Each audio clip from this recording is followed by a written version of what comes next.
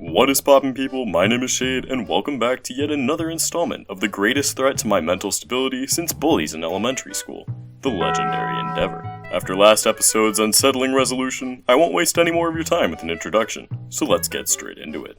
When I first moved into the Tundra homestead, I stumbled about the property, trying to clear up as much inventory space as Todd would allow. During this process, I happened upon a book about that one time smart people fought each other, and was jump scared by a quest, which I immediately disregarded, because nobody likes Dwemer dungeons. Flashback to the present, where I'd just woken up to unsettling dreams, wherein I whispered 4 phrases into a microphone, and looped and overlaid them in post, and I decided this would be the perfect quest to distract me from my financial ruin. I made haste for the location to which I was being directed to, and ran into a group of Forsworn.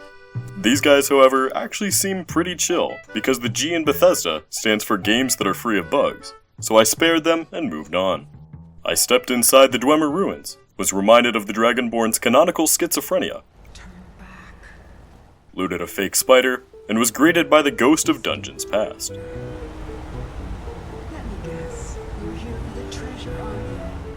Karen bestowed upon me the knowledge of ancient civilizations, and after 20 more seconds of her treating me like a therapist, I recruited her to the cause and grabbed her diary. I put down my pet nightmare, definitely didn't get ended by a spider, and pressed on further into the ruin. It's at this point that I had my first run-in with the Falmer, and oh man, let me tell you, the Falmer are a grade A pain in the on legendary difficulty. As is the custom at this point, their damage taken is quartered, and their damage dealt is tripled. But, on top of that, nearly every single Falmer applies a poison debuff to the player when they attack. This poison, mixed in with a 3x multiplier, make the Falmer able to end my subscription to breathing in just a few hits. And little did I know then, it would get oh so much worse. On my second go at the wannabe elves, I let Kate take most of their attacks, and beat them with relative ease, devouring their souls much like chicken nuggets. Small, slightly salty.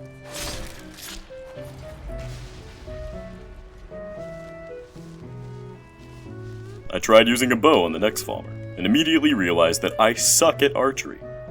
Oh my god, bro. Oh, hell no, man. So I gave up on that and opted for the funny and the overwhelming power of my stick.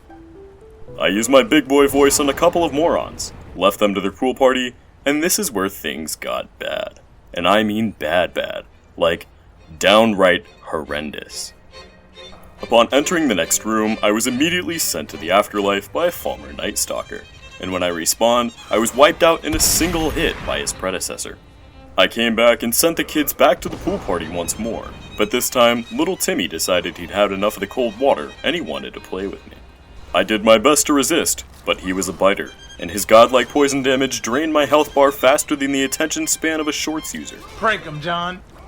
Another spawn, another one-shot death, and it's at this point that I'll just roll the counter, because this one section took me 25 real-world minutes to get through, and took at least 7 years off my life expectancy.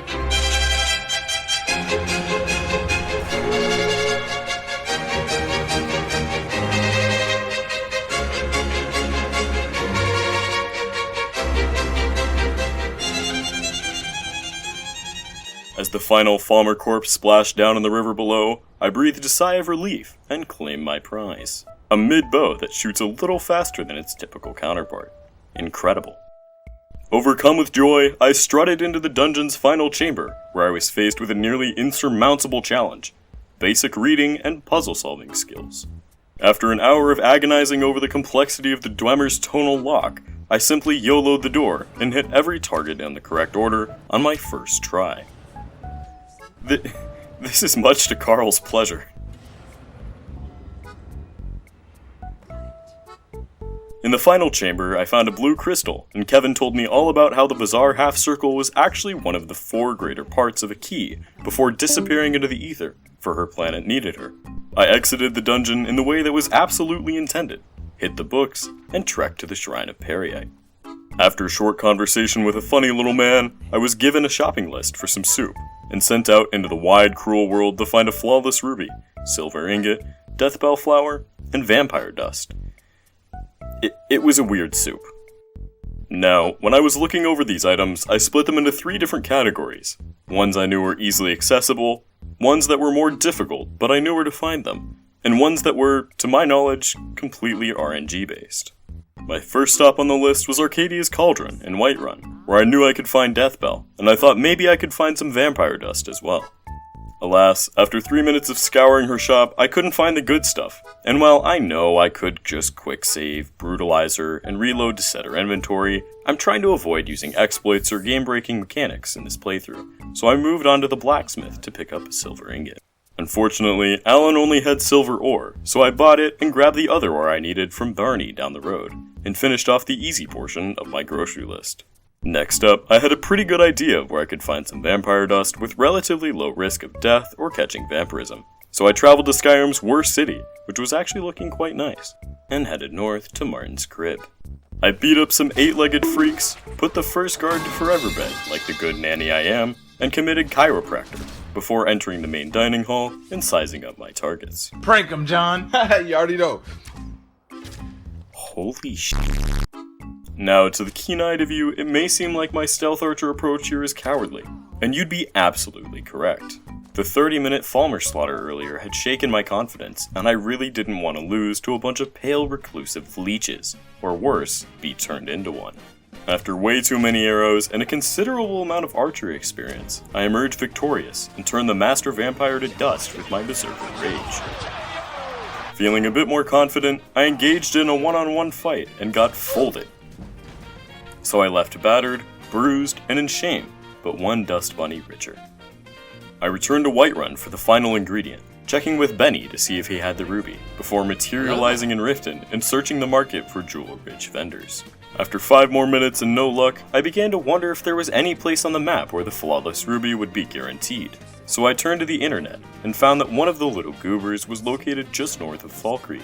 I was attacked by a dragon in Falkreath, but honestly at this point I was just so tired of getting jump scared by one of these flying f***s every time I sit down to record that I just ignored it and ran directly up a mountain to the ruby. After reducing the population of the local retirement home by 3, I entered the fort and beelined straight for the ruby room. I took care of the gem's protector, observed her very relatable completely human animations, and finally claimed my prize. Next, I left the dungeon just as quickly as I'd come in, and gave Kyle the Moist all of the ingredients he needed to make his special soup. Yes, this will create a fine fuel. Upon taking a hit of his god stew, I tripped absolute balls, and was compelled by a disembodied voice to slay a traitor and wipe out an entire civilization because Perryite pranked them a little too hard. Blessing to Mundus, a wasting plague that infected a scattering of Breton villages.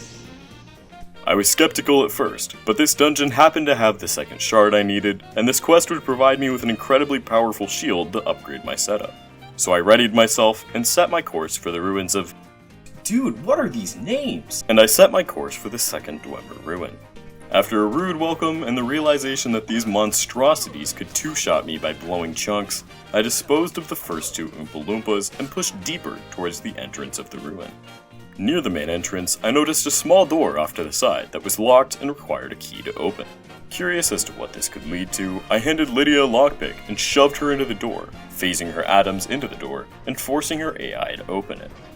I repeated the process once more and was greeted with the final boss room, and quite possibly the most irritating fight I've ever experienced in the Elder Scrolls V.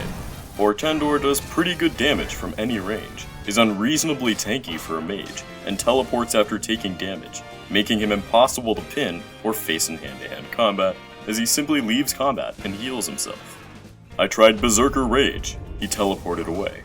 I tried a bow, it did terrible damage. I tried Shouts, Paralysis, Shield Bashes, he just teleported away and healed himself.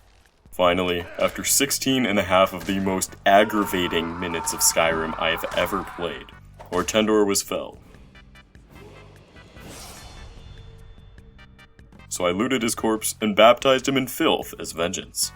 After leveling up and grabbing the funny decapitation perk, I left the dungeon and returned to the soup man to gather my shield.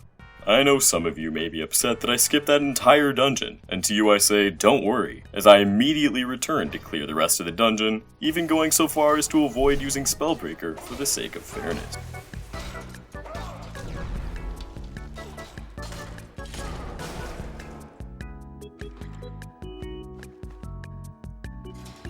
serious?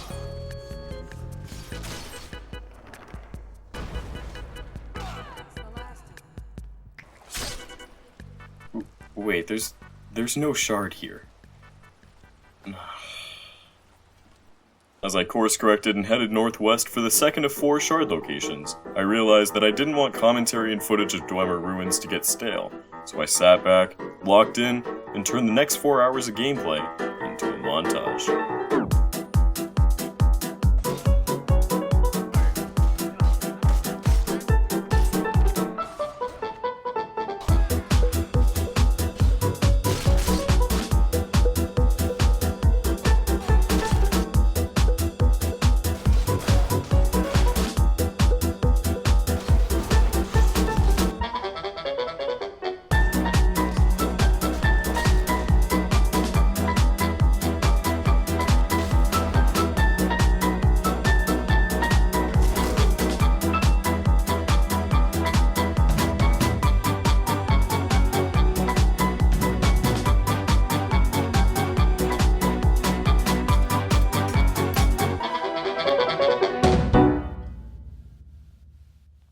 I cleared the final ruin, played tennis with the bandit's prefrontal cortex, and placed all 4 shards into their respective places, unleashing a massive pillar from the earth, beckoning me to explore deeper into the depths of the ancient Aetherium Forge. I admired this sentient cave's flair for drama and the natural beauty within the forge, until I came to the big bad boss chamber at the end of the line, and all feelings of bliss and serenity left this mortal plane. After role-playing as my favorite Italian plumber, I was thrown into the absolute ball ache that was the final challenge the Dwemer Ruin had to offer. We go again. As my body was beaten, ragdolled, shot, blasted, and slashed to a mangled mush repeatedly, I asked myself, was this really worth it? And in retrospect, no, it absolutely wasn't. But after a lot of running, becoming Eric, and letting my companions take hits for me, all of the automatons lay in oil-drenched pieces on the floor in front of the forge, and the big dwarven forge daddy showed up on scene to ruin my day.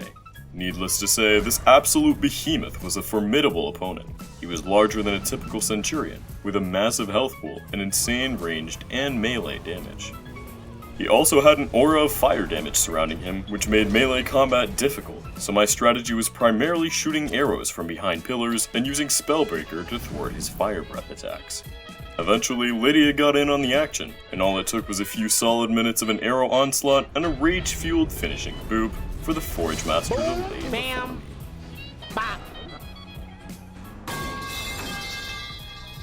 Kaylee praised me in awe and told me to use the forge to forge a thing by forging with the forge in the forge, as the Big Papa stared at her lovingly, oh so seductively. Anyways, I forged a silly little ghost shield, which I felt was on brand and whose special ability I thought could be helpful as a last resort later on. With no more business to be had in the depths, I bid Catherine farewell and left the forge to avoid getting Blacklung. I returned to my home and created a 6 set of armor to display with my now retired shield, and even put up a set of hardened Falmer armor for some on-theme contrast. Next, as a final quest to help prepare myself for the upcoming main story quest, I spoke with Aaron in Whiterun about finding his family sword. This quest rewards the player with a level in one-handed weapons and blocking, and it's pretty straightforward. You just wipe out some bandits and grab the sword from a chest. Every time I'd done this quest in the past, the location of the sword was the same, so I headed out to White River Watch and began clearing the bandits on the outside. It was only after I'd slaughtered the first 2 guards that I checked my quest log and realized I was in the wrong place and they had perished in vain. So I traveled as close to the camp as I could and made a run for the sword chest that was left out in the open for some reason. However, when I arrived on scene, I discovered this would be no simple feat, as before I could even set foot in the camp, I was harassed by a frost dragon. It's also at this point I realized how much of a game-changer Spellbreaker could be when it came to dealing with dragons, as their breath could be almost completely negated. Unfortunately, however, the same couldn't be said for the bandits, who had tucked the sword away behind an expert lock and hidden the key within their squeaky cheeks. Alas, with no other options, I freed the bandits from their mortal shackles. One did a sick flip, another got anti-charbroiled, and the chief was simply clobbered. Yet in the end, I found no key, so I turned to the old ways, and mashed my joysticks around until something clicked and the chest was mine for the plundering. I grabbed the sword, evaded the incredibly persistent dragon, and returned to Amryn with the good news, as my camera angle was absolutely dominated by this utter clodpole of a man. My father had a favorite sword and shield technique. Let me teach it to you, in honor of his memory. I finally returned home for a good night's rest, and a retreat to store some of my items for my recent adventures. Yet I found myself unable to do literally anything, because the mere idea of a dragon somewhere in the same hold as mine unnerved my character so. With little other choice, I gave in to the game's demand, and rose to the challenge of taking the unrelenting winged beast out of the sky.